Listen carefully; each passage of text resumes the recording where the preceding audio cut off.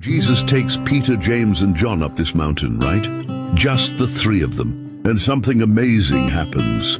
Jesus' appearance changes. His clothes turn super bright, like whiter than anything you could imagine. And then, out of nowhere, Moses and Elijah show up and start talking. Now Peter, he's kind of freaking out. He's like, Jesus, maybe we should build 3 shelters, one for you, one for Moses, and one for Elijah. He's just saying something because he doesn't know what else to do. And then boom, a cloud comes over them. And a voice from the cloud says, "This is my beloved son, listen to him." Next thing you know, Moses and Elijah are gone, and it's just Jesus standing there again, like normal. As they're walking back down the mountain, Jesus tells them, "Hey, don't talk about what you just saw until after the Son of Man rises from the dead." And the disciples are like, "Wait, what does he mean by rising from the dead?" They're confused, trying to figure it out. Then they ask Jesus, "Why do the teachers of the law say Elijah has to come first?" And Jesus is like, "Elijah does come first to restore everything. But guess what? He's already come, and people did whatever they wanted to him, just like they're going to do to the Son of Man."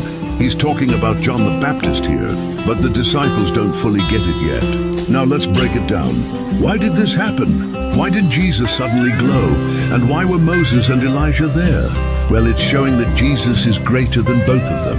Moses represents the law, Elijah represents the prophets, and Jesus is the fulfillment of both. That's why God speaks from the cloud and says, "Listen to him." It's like God is saying, "This is the one you need to follow now." And Peter, man, he's always quick to speak. He sees Jesus shining, sees these 2 legendary figures, and his first thought is, let's set up tents. But Jesus isn't about staying on the mountain. He's about completing his mission, going to the cross, rising from the dead, and bringing salvation. So what's the takeaway?